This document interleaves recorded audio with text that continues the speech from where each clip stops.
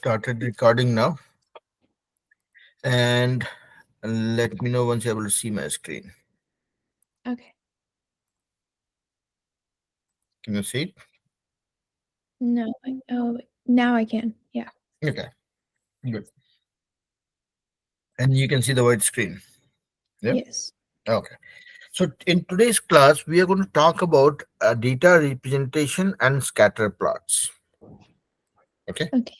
So that's among the 13 units that we have for SAT preparation, right? So this is the third unit, which is data and analytics, and these are two chapters that we have inside that unit. Okay. So some of the things you would have not some of the things, most of the things you would have covered in the past, but when it comes to SAT, they kind of redo all the concepts one over all over again, and then make sure that we practice them enough so that we are able to deal with the questions that comes. Okay. So when Okay. you talk about data representation, um, if I ask you to describe that in a few sentences, how do you describe that? I mean, it's not a question answer. Okay, I'm just trying to get your view on what do you mean by data representation. Why do we even need that in maths? Uh, there. I mean, people use like graphs, tables, Hmm. and stuff to represent the data. Graphs, tables, bar chart, histogram, whatnot, right? Yeah. And if you want to see the boundary of what other thing that we want to cover, this is what I had noted down. Okay. So bar graph, dot plots, histogram, and line graph. These are high level uh, uh, call out of the some of the charts that we need. But let's go one more step behind. Meaning, while we understand these are the tools or the techniques used, right? Bar chart, histogram, pie chart, uh, dot plots, whatnot, right? Line graph. But then now, even a more basic question, conceptually, right? um, why do we even need them? I know that these options are there, but why do we need them? Is it to just like show the the um, I guess relationships? um yes, to some extent, but I will tell you the practical side of it. So basically, when you look at these charts or graphs, let's not look at them for now.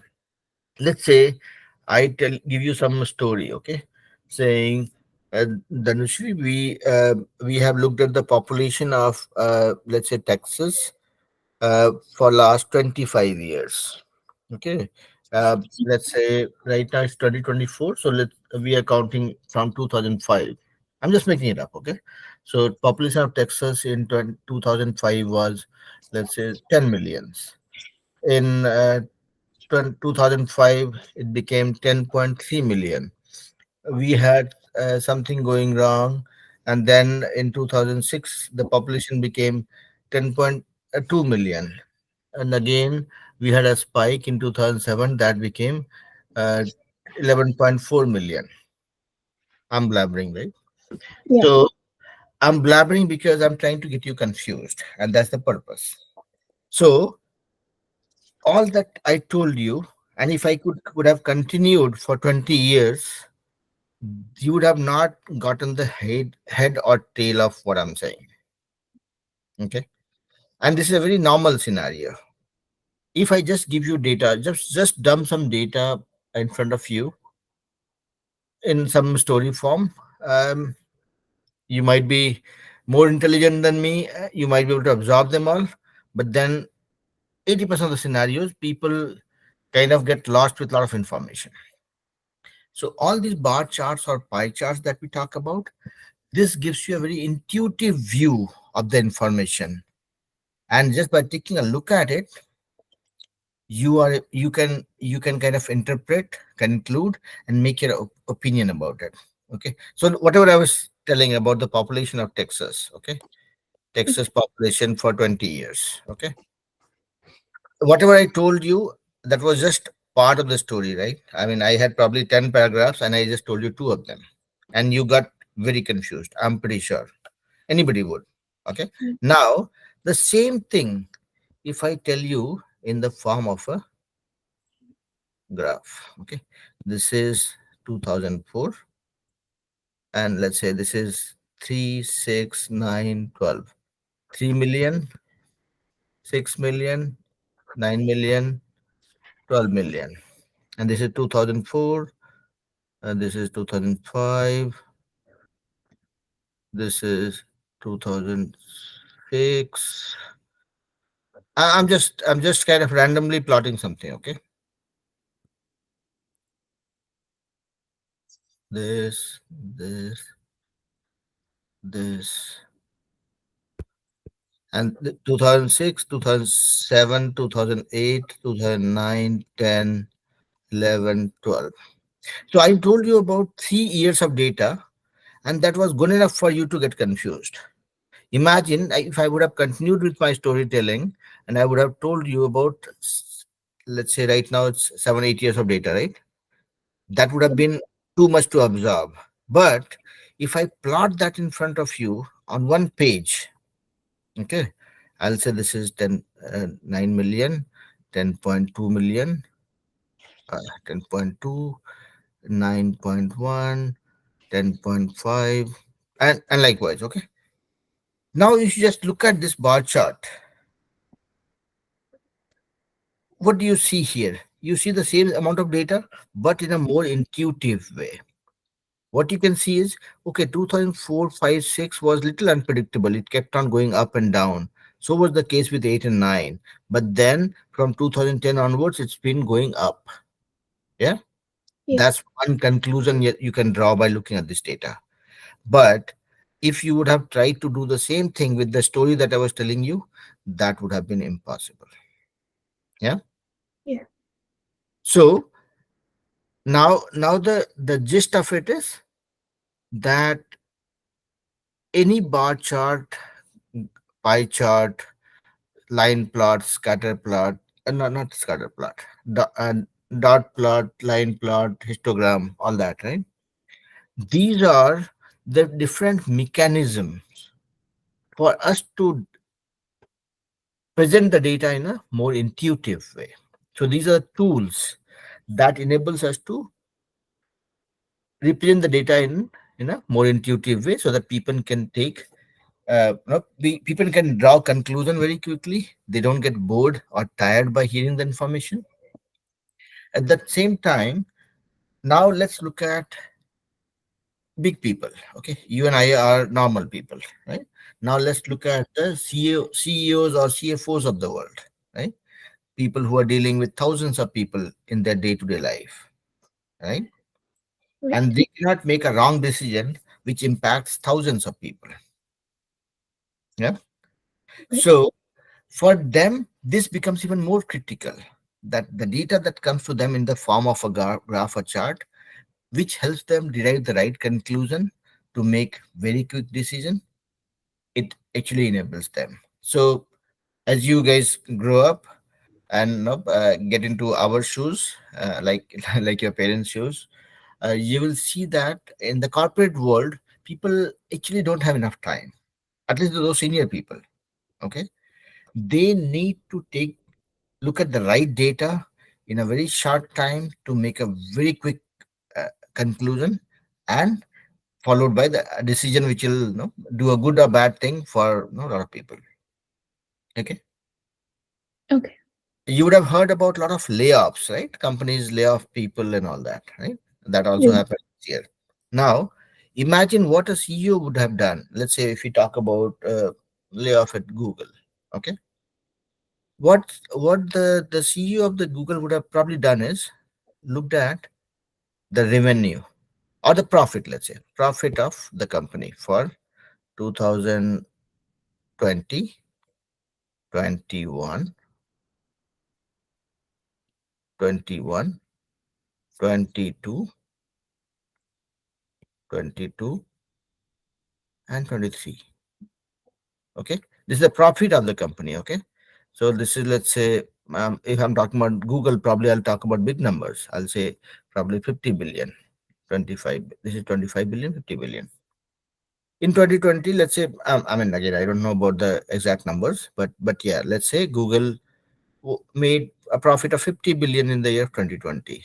That became 65 billion in the year of 2021. And again, 2022, that's it. Let's say that became 72 billion. What happened in 23? The CEO looks at the report and finds, oh, my revenue came down from 72 billion to 48. So there is a almost like 50% dip, or 25% dip in my overall revenue, overall profit. Yeah. So that means I have to take some corrective action. I cannot keep on spending more when my profit is coming down. And after looking at this number, what he would have done is looked at another one. Okay, where do I have people? Okay, US. I have people in Europe. I have people in Asian countries like India, Vietnam, whatnot. A lot of places. Asia. And saw that, okay, fine. US is where I'm paying more salary. India, Vietnam, Philippines, Pakistan, Sri Lanka, wherever, these are relatively less costly places, meaning my salary is also less. Let's say here I have 5,000 people, here I have 3,000 people, and here I have, let's say, again 4,000 people. So if I have to save cost, I would not probably bring the number down here. I will look at this and this, because here one person's salary is equivalent to four people's salary here. So if I knock off 100 people here in US, that is equivalent to 400 people's work, 400 people back in Asia, and that will give me a good saving. Or let's say if I knock off 50 people in Europe, it is as good as 100 plus 50, 150 equals almost like 600 people worth of cost I can save from India. So I will not reduce my workforce in India or Philippines. I will reduce my workforce here, which is costly for me. So basically, summary is all this data, the information, the big people look at and make quick decision by seeing the performance of the company, by seeing the profitability of the company, by seeing performance of individuals to make a decision. And all these data representation techniques or tools that we have, those enable us to do that.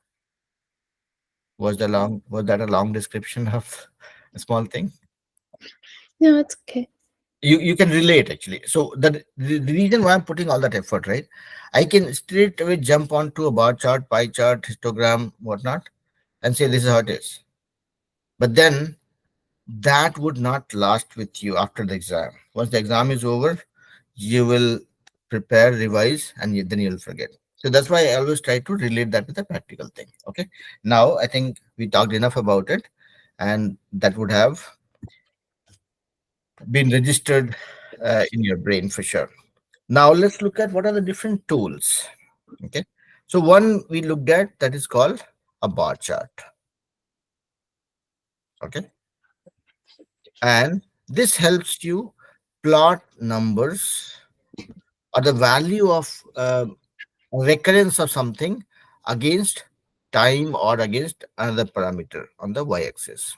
Let's say if you talk about population,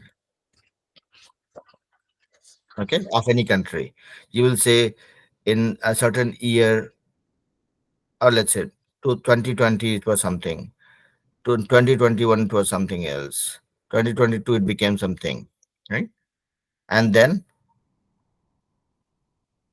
on the y-axis you say, okay, in terms of numbers, so let's say this one line represents 10 million, let's say this is 20 million, 30 million. So on these two parameters, one dimension you have year, second dimension you have the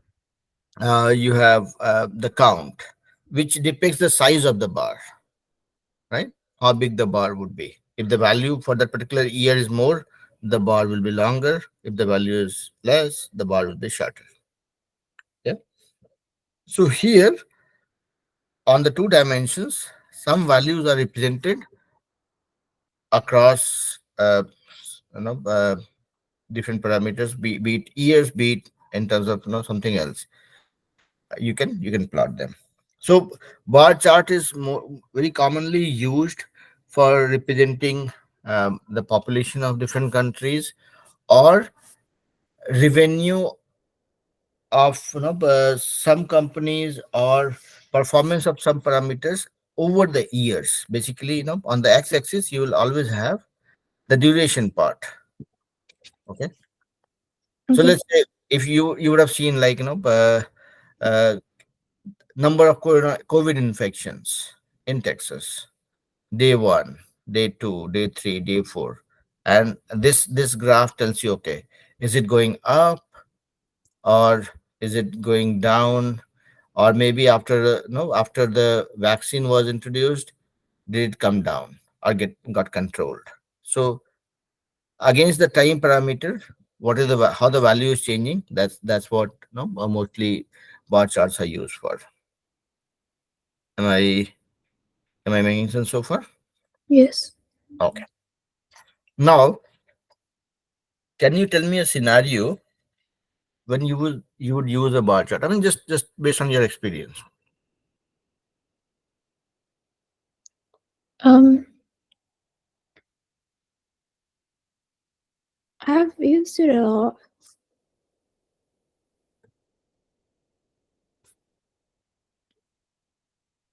I mean, again, you don't have to think maths. Think of practical application, and it can be as creative as you can think of.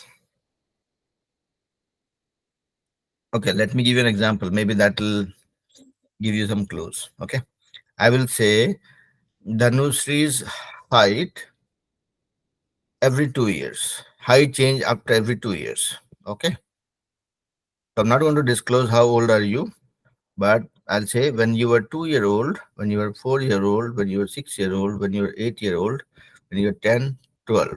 Okay, this is where I'll stop. So how your height has grown till the age of 12. Okay, here I will say feet. Yeah, that's okay, Yeah. right? Yes. Okay, this is 1, 2, 3, 4, 5, 6. Okay, I wish you grow taller than that, but yeah, I'm writing it till 6. Okay, now when you were 2 year old, let's say your height was 2 feet here. When you became 4, you grew to a little more than 2.5. By 6, you were 3 feet tall. When you were 8 year old, let's say you became this tall. When you were 10, you became this. No, that looks a little unrealistic. Okay, so you became like this much.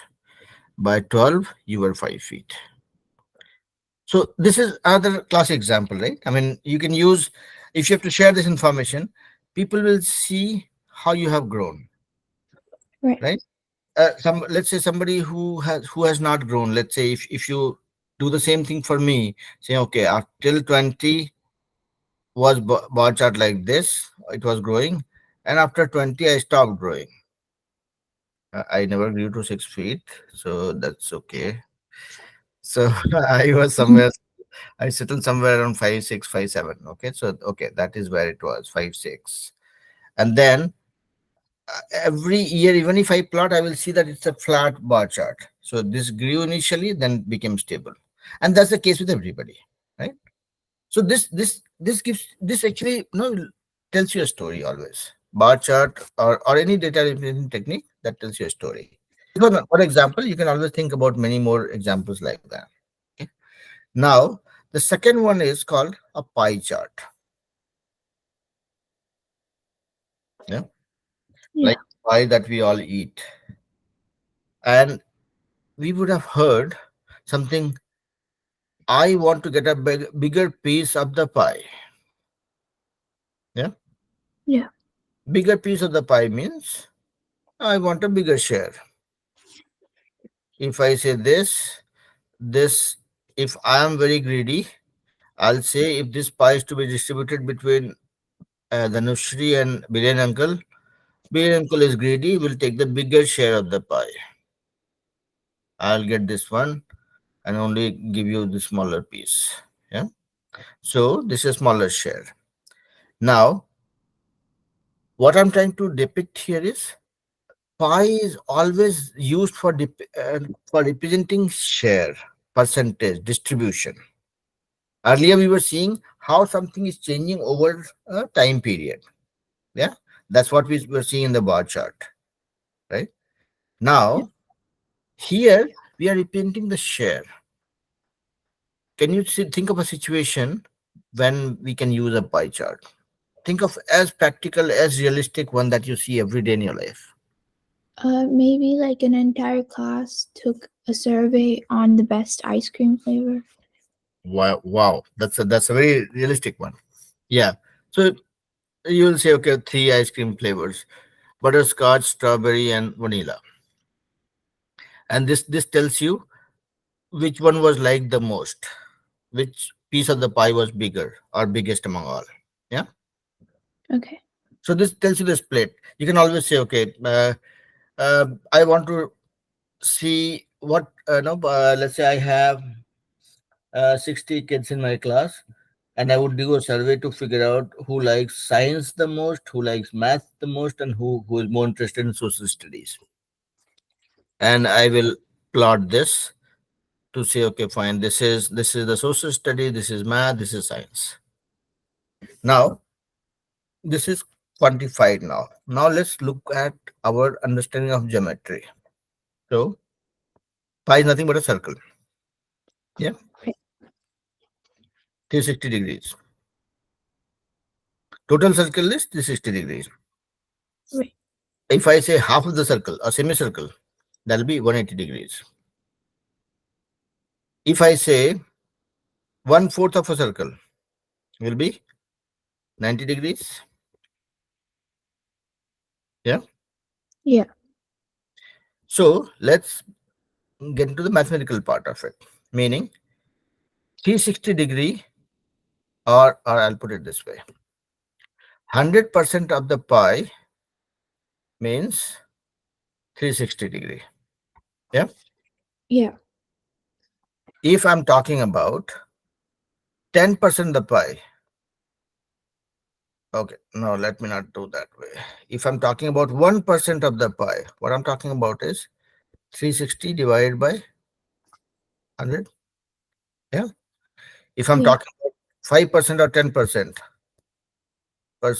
I'm talking about 360 divided by 100 into 10, whatever it comes, right? 36 degrees.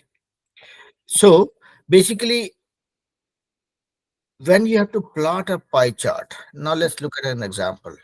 Somebody says that, let's look at simple one, that a class of 50 kids, it's 50, not 56, 50 kids have 28 boys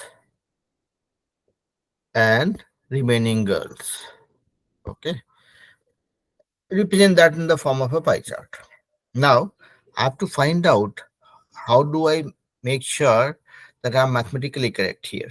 So now let's look at, see, if I have to look at the circle, only thing I have to figure out is, let's say I'll put a line here and find out 28 boys will make what degree angle. Okay.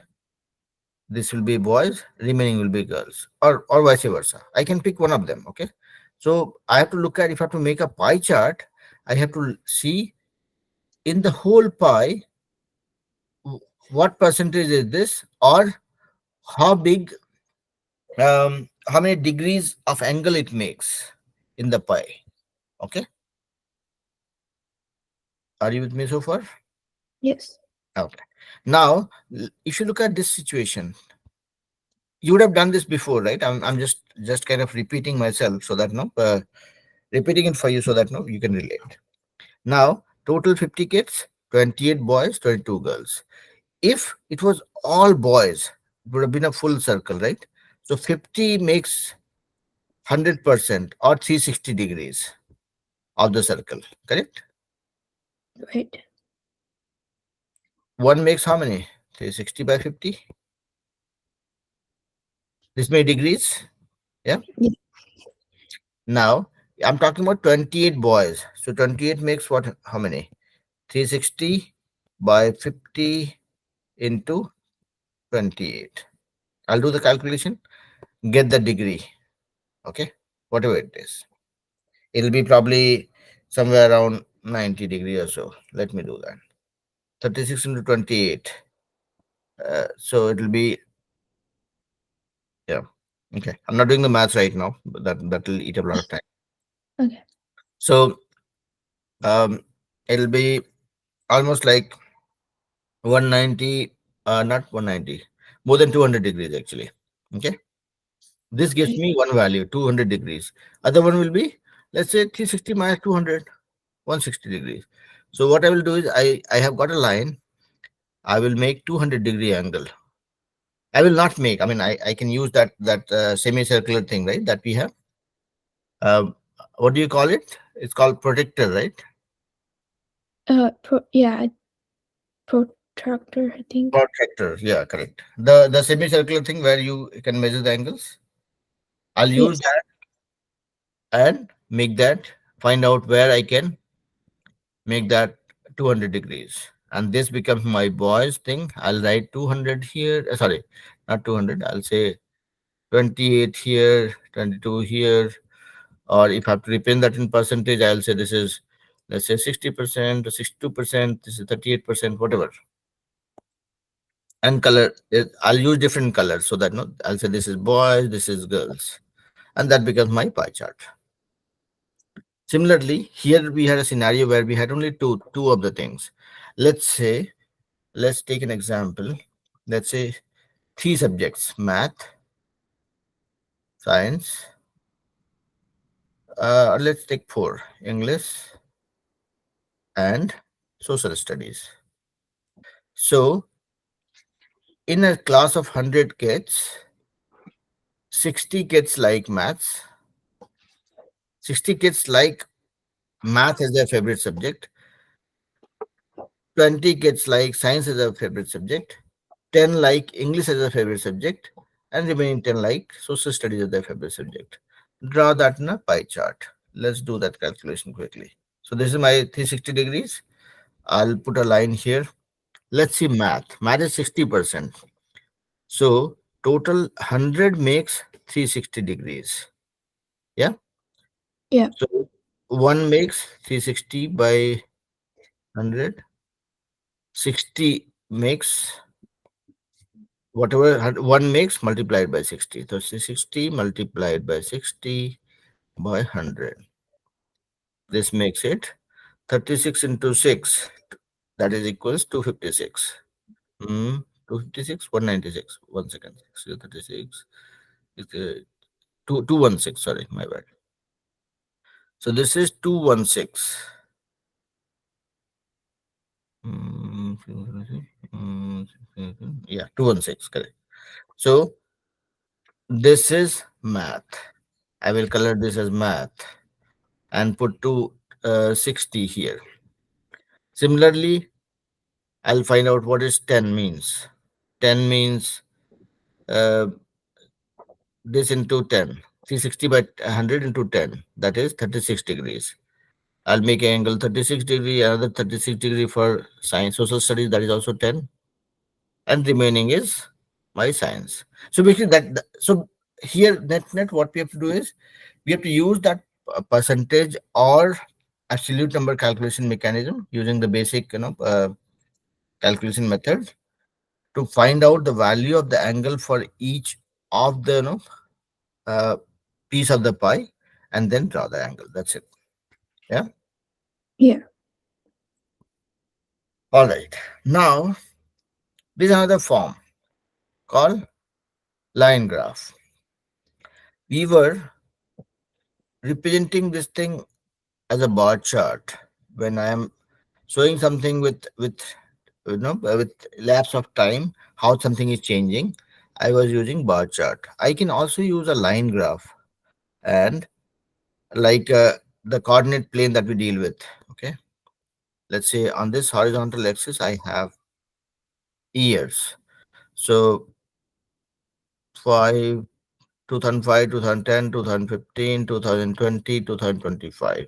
Okay, that's what I'm representing here. And here I will have, let's say I'm trying to say, um, how many employees did Microsoft have along these years? Okay, when 2005, let's say Microsoft had, let's say 60,000 people. Okay, in 2005, it became, let's say 60,000. So 2, 4, 20, 40, 60, 80, 100. Let me put it this way. So every distinct represents 20,000, 40,000, 60,000, 80,000. Okay, I'm just writing a short form of it. Okay, so Microsoft had, let's say, 60,000 people in the year 2005. So this is my 2005, 60,000. In 2010, it became, let's say, 68,000. Okay, 2015, let's say it came down to 48,000. I'm just making it up. I don't know about Microsoft employee count right now. I can find that in Google, but not doing it. Okay. In 2020, let's say they hired a lot of people. It became 85,000. 2025, by 2025, their plan is to become a 100,000 people company. So what we are doing is we are using the coordinates to show the trend, how Right. things are changing. So this is what is predominantly used in the line graph. Okay. So Mm. let me take you back to my notes so that we can just quickly take a look at it. We looked at the bar chart. We looked at pie chart, which was not listed here. We looked at, we have not looked at dot plots and histograms. Okay. So now let's look at the dot plots, which is nothing but frequency or recurrence of a number in a subject. Okay. So let's say, how will you plot that? Dot plots. So dot plots, okay. So we don't use a graph. We use more like, boxes. Let's say how many students got distinction in maths and science. Okay. In a class of, let's say, 20. Every student who got a distinction in math, I'm putting a dot here. And every student who got a distinction in science, I'm putting a dot here. So this tells you that, okay, let's say 9 kids got distinction in science and 5 kids got distinction in maths. Do you know what is distinction, right? Somebody Yeah. getting a very good score. Yeah. I mean, here, do you guys have a distinction thing? You say grades, right? Yeah. You just say great. Yeah. When we were studying, we used to have that anybody who gets some more than 80%, that is called distinction in that subject. So this dot plot just helps you find out the recurrence of certain thing, you know, recurrence of a certain, certain data. Okay, so you represent every recurrence as a dot, and you plot that. So that's what is called dot plots. I hope I'm not missing something here. This is the way you represent dot plots, correct? Yeah. Okay. So let's do one thing. Let's just see if there are any other forms of dot plots that are missing. Dot plot examples. This is what it is, right? So I had put those things in boxes because I was just representing two of them, right? Here, what's happening is, if you look at this, any of the dot plot, right? Ah, come on, start opening up. Okay. Hmm. So it's the same thing. I just had given a different example. Come on, is I am faster than internet that way. This takes a lot of time. Okay. So what you're seeing here is this is a recurrence of a certain number, right? I mean, I gave a different example. I was saying that okay, uh, kids scoring, a distinction in maths or science. So I just had two options. I put them in a box. In a box. Here, what's happening is you have multiple values that you're evaluating, and let's say you can look at certain examples like this. Let's say, uh, okay, so you can look at certain examples, right? People will say, I am I am dealing with a set of saying, let's say 50 kids appeared for exam, certain test, and this is the score that I got. One kid got 8, other kid got, it's a ten marks exam, okay? So one kid got 8, another kid got 9, one did not do good, got a 5, somebody got a 7, somebody got a 6, somebody got 4, somebody got again 9, sorry, 8, next kid got 9, next kid got 8, 7, another kid got 7, 9, 9, 8, 6. So basically, these are the numbers that you have. So if you look at this data like this doesn't make it look intuitive, like I said before, right? I mean, the use of all these uh, data representation technique is to make it more intuitive. So what you'll do is you'll say, okay, fine, this is 2, 3, 4, 5, 6, 7, 8, 9. Okay, and you'll say, okay, first number 8, I'll put a dot here. Second number 9, I'll put a dot here. Third number 5, I'll put a dot here. Fourth number 7, I'll put a dot here. 6, I'll put a dot here.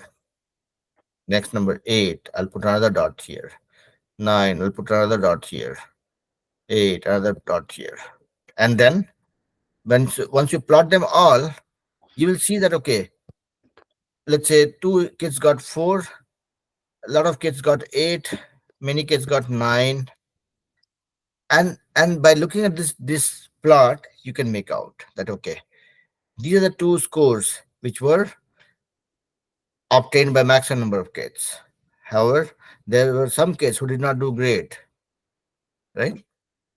So Yeah. it's a again, it's a way to represent data, right?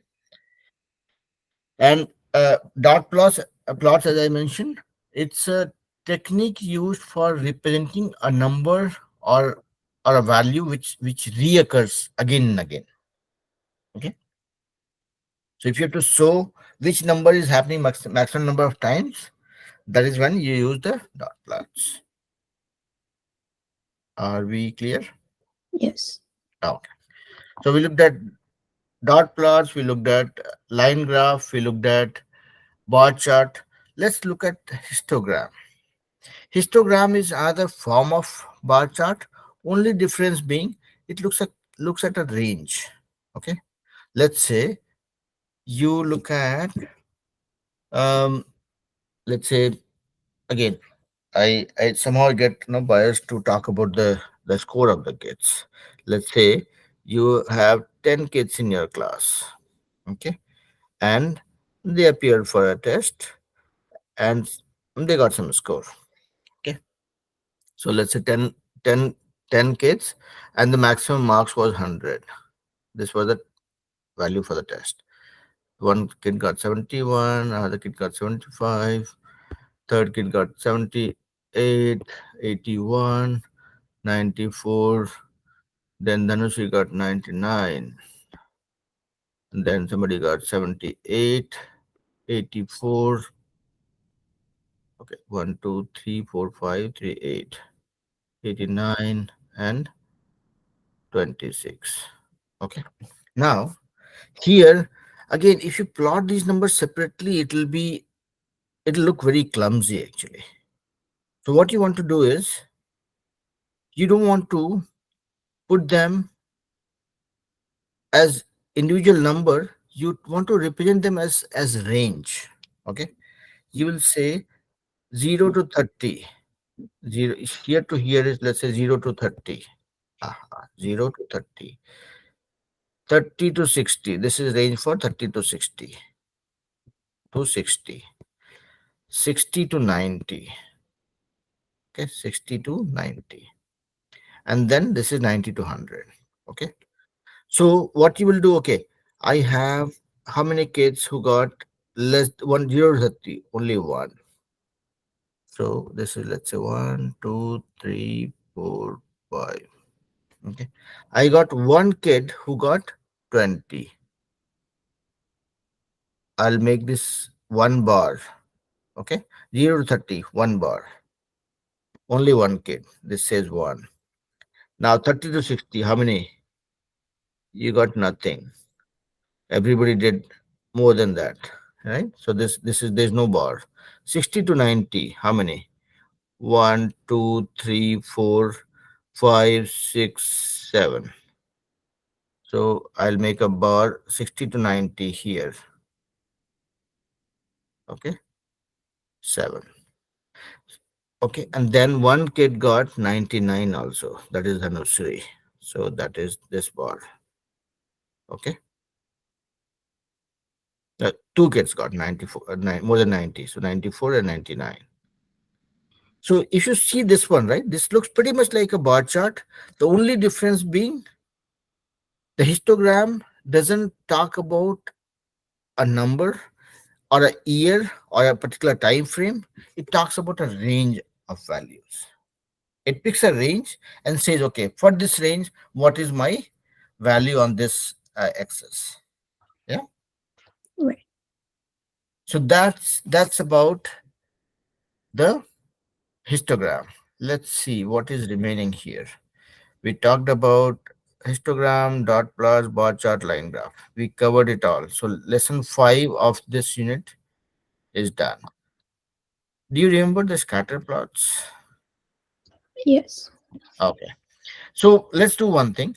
We will quickly go through the scatter plot so that no, we cover 2 chapters today, and then we'll try doing some sums and everything in the next class. Okay.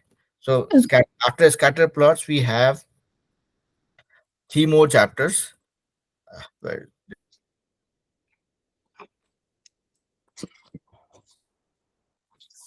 okay.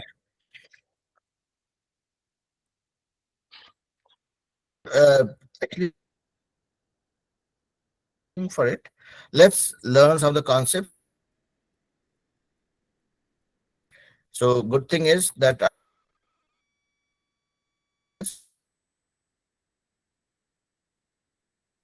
You're cutting out. I can't hear you. okay. Can you hear me okay now? Yes. Okay. Now what I was saying was we have 4 more chapters before we finish unit 3. Can you hear me okay now? Yes. Okay. Yeah. So we have 4 more chapters. So we'll try doing 2 or 3 chapters every day. So that way, we're able to finish unit 3, and then we have 10 more units to go after this before we can say that we are ready for a city. Okay. So we'll do the next 4 units tomorrow. Okay. Can, or we'll probably do 3 units tomorrow, and then we'll do some sums offline. Okay. Okay. And then, all right, where do we go? Here. Um, yeah, here. So scatter plots. What is scatter plots? So far, whatever we have talked about bar chart, line chart, histogram, pie chart, but we talked about dot plots. That was not a chart, that was not a graph. It's called dot plots, right? We are plotting the dots or plotting the frequency of recurrence of some number. Yeah. So Yep. scatter plots is on the similar lines. It's also a plot. It's not a graph. Okay. And in the scatter plots also, we plot the values on a coordinate plane, like what we did for dot plots. Yeah. Yeah. So, do you want to tell me what is your understanding of dot plots, and then I will see if there's some correction I want to do or something that I have learned myself. It's just like you place the dots based on the data that you get, like based on the time and stuff, and then you connect it so it shows you like a um like the trend Hmm. of what's happening. Right. So basically, as you rightly said, based on the trend, you plot the data, and then that helps you know how your data is scattered. That's why it is called scatter plots. Okay. Okay. Let's say you have 50 kids height, okay, in your class plotted here. Okay. So let's say on this axis, I'm saying all the kids, kid 1, 2, 3, 4, 5, 6, 7, 8, and then I'm saying what is their height. No. Okay, no, I'll put it this way. 1, 2, 3, 4, all the kids here, and what is their height on this axis, this x-axis. Okay, so let's say 4 feet, 5 feet, 6 feet, or I don't know if somebody is even 7 feet in your class. 1, 2, 3, 4, 5, 6, 7, 8, and 250. First kid, let's say, is 4 feet here. No, sorry. First kid is 4 feet here. Second kid is, let's say, again, let's say 5 feet. It's here. Third kid is, again, let's say 5 feet is here. Fourth kid is here. Am I plotting it correctly? This will not give the right view. Mm,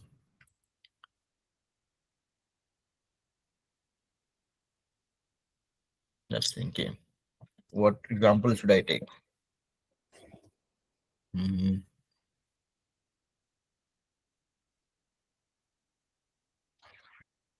In fact, what I was doing was okay. I should have just not put the kids this way. I should have just picked up that uh, this is the height. Let's say 1, 2, 3, 4, 5, 6, 7, and so on and so forth. This is the height in feet. First kid 4 feet here. Second kid is, let's say, 5 feet here. Third kid is again 4 feet here. Another kid is 5 feet. And you go on plotting the height of all the kids here.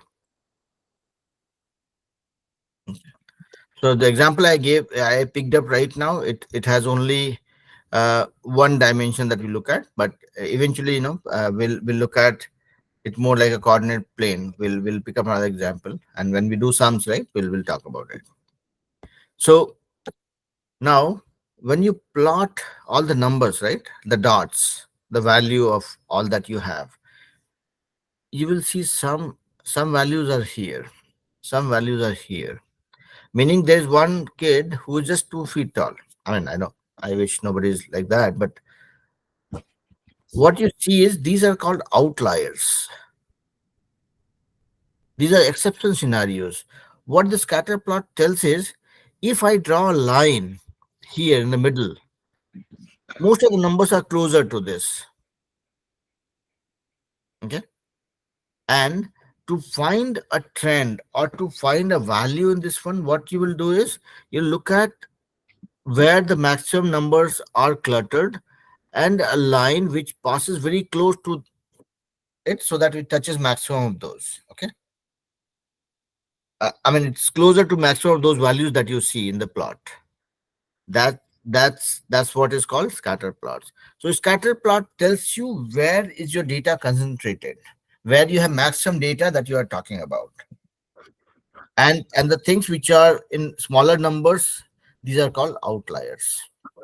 So we will use scatter plots in terms of the linear equation y equal to mx plus c, or like a quadratic equation x square plus bx plus c equals 0 or whatever. Yeah.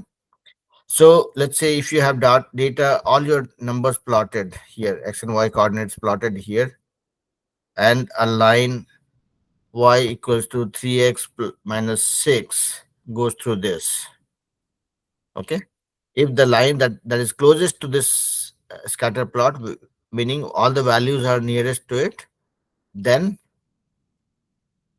this basically, you find out an equation which which aligns with most of the data in the close proximity, and then this becomes a your line of it's called line of reference, if I'm not wrong. Do you know what is that called? Let me just quickly take a look at it. I don't know. Okay, let me check quickly. Okay, so these are just uh, there's no name for it. One, oh, line of best fit. Oh, that's what I was thinking, that I'm missing something. So line of best fit is nothing but a line that passes very close to the scatter plots, or where you have maximum dots, and tends to satisfy the condition of this equation. Let's say if you are talking about this point, let's say the value of this is 3 and 6. If that fits in here, right? 3 and 6. If I look at this, if I substitute this value in y equal to 3x minus 6, Right. this functional equation, I see, okay, is this falling on this one? Probably not. 3 3 is 6, 3 3 are 9 minus 6, y equals to 3. So 3 and 6 will not fall on the line of best fit probably. If it is 3 and 3, that is when it fits in. So 3 and 3 probably here. Here, this is closer to this one. So in summary, first of all, the scatter plot is just a representation like the dot plots that we have seen, where it tells you how your data is scattered. If you're looking at a large volume of data, how your data is scattered, where your data is concentrated, and any line or equation that satisfies most of the value inside the scatter plot, or where you have the concentration, that's called line of best fit. Okay, conceptually right now. Okay, and you will see that if you pick any of the coordinates and fit in that function or equation, which is called the line of best fit, it should meet that criteria, or it should be very close to that. Let's say it says x equals to 3, y has to be 3. If your value is 3 and let's say 3.1 as a coordinate, you are very close to the line of best fit. Yeah. Yeah. So that is same way we can use the quadratic equation of functions also. And this again tells you that, okay, if I'm using a quadratic equation of function, it just tells me what is my which zone this function covers, and is my the is my uh, data falling in that zone or within that curve or not. Okay, so we'll look at some of the examples.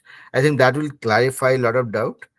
We'll do some of the questions probably in the class tomorrow, to be able to kind of practice those before we jump onto the next chapter. Okay, Okay. so this is where we will stop, so that just with a recap, we learned about the data representation and scatter plots.